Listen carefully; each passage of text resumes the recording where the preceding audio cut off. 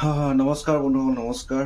আৰু এতিয়া ডিউটিলৈ ওলাই গৈছিলোঁ, কিন্তু আহিবলগীয়া হ'ল ৰুমলৈ। তো পাৰ্চনেল সেইবিলাক বাদ দিয়ক বাৰু। আজি বহুত কমেণ্ট কৰি আছিলে, বহুত সুধি আছিলে, সেইকাৰণে ভাবিলোঁ সৰুকৈ ভিডিঅ' এটা বনাই দিওঁ বুলি। আৰু ডিউটিতে আছোঁ, সেইকাৰণে বেছি দেৰি নকৰোঁ, শ্বৰ্টকৈ বেছি সময়ো নলওঁ আপোনালোকৰ। চবেই সুধি আছিলে RA মানে কি, ৰস্তবত মানে কি। মই ভিডিঅ' ডিটেইলছত বনোৱা আছে ইউটিউবত, ৰিক চাইড লাইফ, যিটোত মই মোৰ ভিডিঅ'বিলাক আপলোড কৰোঁ। সেই চেনেলটোত গৈ আপোনালোকে চাব পাৰে। কিন্তু ইয়াত মই সৰুকৈ শ্বৰ্টকৈ এটা ভিডিঅ' বনাই দিওঁ বুলি ভাবিলোঁ।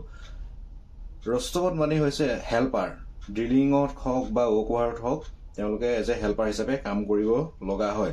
তো অকল ড্ৰিলিঙৰ কামতে তেওঁলোকে কাম কৰিবলৈ এনেকুৱা নহয়, মেকানিকেল হওক, ইলেক্ট্ৰিচিয়ান হওক, সকলোৱে তেওঁলোকক কাম কৰিব পাৰে, কৰোৱাব পাৰে বা তেওঁলোকক মাতিব পাৰে এজ এ হেল্পাৰ বুলিয়ে ভাবি লওক। আৰু ৰস্তবত হৈছে হেল্পাৰ। তো সেই ৰস্তবতসকলে সকলো ধৰণৰ কাম কৰিবলগীয়া হয়। তো বুজি পাইছে, ৰস্তবত মানে হৈছে হেল্পাৰ। আৰু হেল্পাৰ সময়ছোৱাতে আপুনি মেকানিকেল হওক, ইলেক্ট্ৰিচিয়ান হওক, সকলোখিনি কাম শিকিবলৈ সুযোগ আৰু সুবিধাটো পোৱা যায়।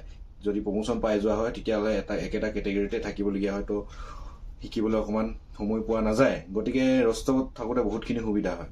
বেছি দীঘলীয়া নকৰোঁ। ৰস্তবত মানে হৈছে এজ এ হেল্পাৰ হিচাপে কাম কৰিব লাগিব। কোনো মেকানিকেল নহয়, ইলেক্ট্ৰিচিয়ান নহয় বা ড্ৰিলিং বুলি নহয়। তো এজ এ হেল্পাৰ হিচাপে তেওঁ কাম কৰিব পাৰে।